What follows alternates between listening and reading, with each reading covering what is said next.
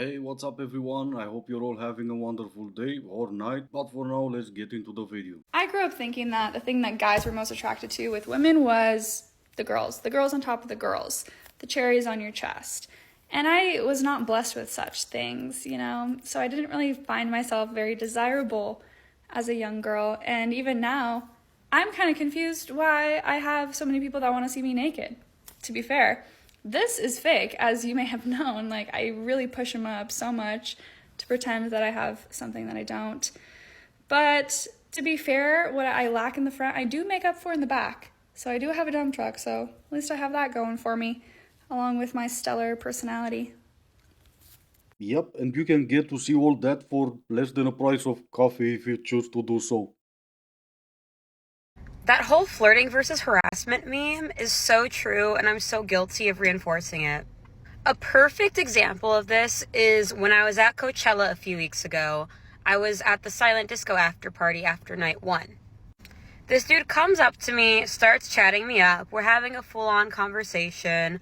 I would say we're hitting it off. Now, in his defense, I don't remember entirely if the conversation had gotten flirty at this point in time.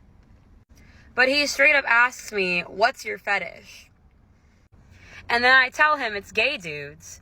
But then when I think back at this conversation, I'm like, if he weren't 6'2" and ripped and had a beautiful face, I would have thought he was a fucking creep.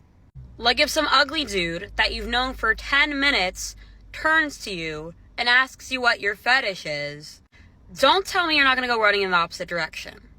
So yeah, unfortunately, hot guys can get away with more.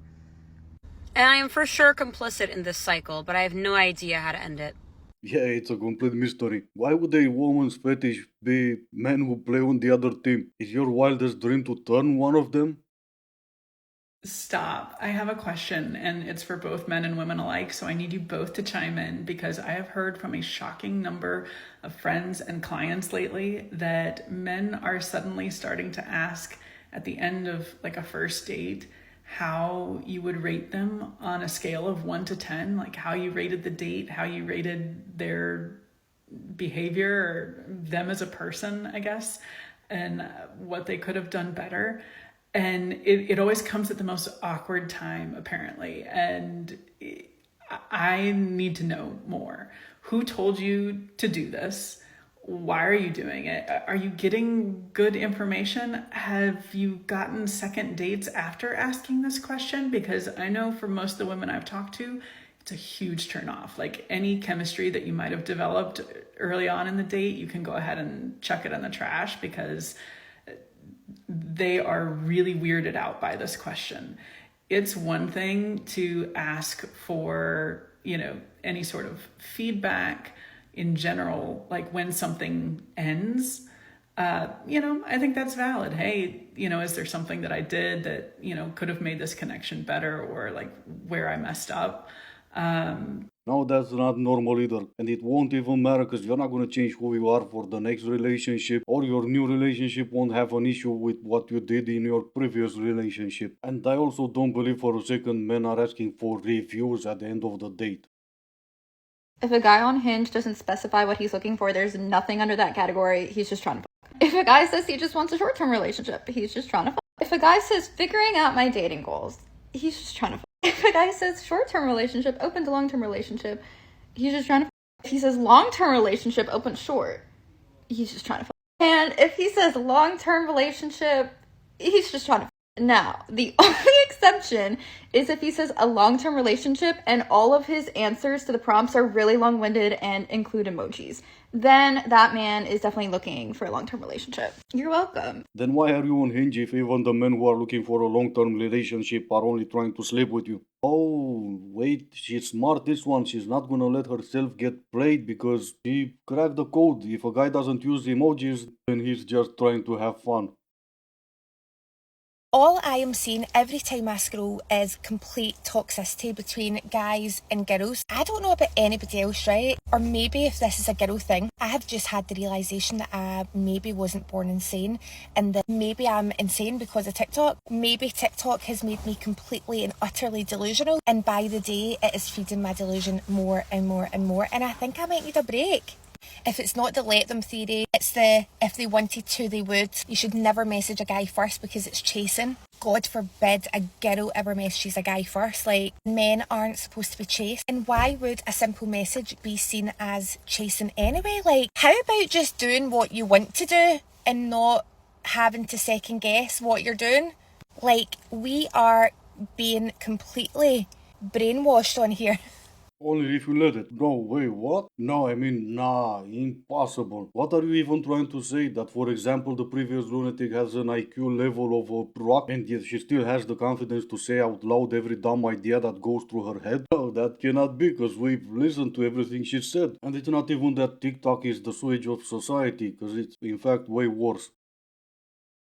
For me, distance doesn't make my heart fonder. If I'm getting to know you and you disappear, keyword disappear, you will give me enough time to rethink the whole connection. I'll find every little reason why we will not work. You think that you're gonna get me hooked by leaving me alone? No, baby, you gave me enough time to get over you. And when you come back, I will tell you this is not happening anymore. I don't like the games. I don't like the game. I like consistency. And that's the only way that you get the weird thing where you're like, I'm gonna not text her. I'm not gonna reach out. You're not gonna reel me in that way. Like, that's literally going to be the way. I am gonna get so over you that I will act like you don't even exist. Leaving me to my own devices is one of the worst things that you can do, because I love to think, and I will break it down and be like, you know what? We're not gonna work. But at least he finds that out now and not 10 years into a marriage. He's not gonna reel you in. He's not trying to. If it's been days without texting you, he's just not interested. And if he still likes to keep you around because he might get bored on a Friday, that's still not him coming back. That's him not being interested. Men who would be interested to reel you in are not gonna play those games. They're not gonna be looking at the clock and think, I'm not gonna text her yet because it hasn't been 2 hours since she texted me.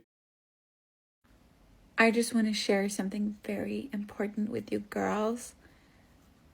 And that is never, ever, ever date an older guy for maturity, because that is not going to happen. If he's mature at 28, he's going to be mature at 48. Literally, 40-year-old men will still tell you they're not ready for a relationship. And to me, that is insane. How are you 40 years old and not ready for a relationship? Men are just menning. It's fine. Find somebody nice. Don't care about their age. Find someone nice for what? If men are menning no matter the age, and because of that they're not ready for a relationship, what would nice do for you? And what does age, maturity and nice has anything to do with ready for a relationship? Mature men are not nice because they're not looking for a relationship? Oh no. Maybe a man can help me understand this, and I'm genuinely asking. I'm not trying to be a bitch, okay? But if men are innately simple, right? Why can't they understand the simple concept behind women being reciprocators? We literally mirror how you treat us. We step in the footsteps you create. If you're meant to be like simple creatures, why is this ideology so confusing to you? Because everything you said is a lie, and also the biggest lie women are trying to sell to men. You're not reciprocators. The more a man does for you, the more you will take that man for granted. Unless that man has a set of strong boundaries, you will lose all respect for him in a heartbeat. And once you lost respect for that man, cheating and divorce follows. Someone who reciprocates doesn't keep score. You didn't do this for me, so I won't be doing that for you. Nobody's dating anymore. And no, it's not because people are lazy, shallow, or afraid of commitment. It's because we're all trying to build love in a system that was never designed to hold it. This isn't a you problem. It's not even a them problem. It's a world problem, and we've all been dragged into it. First up, marriage. Not happening. People aren't coupling up at 22 with matching towels and a mortgage anymore. Why? Because we can't afford love and dental, duh.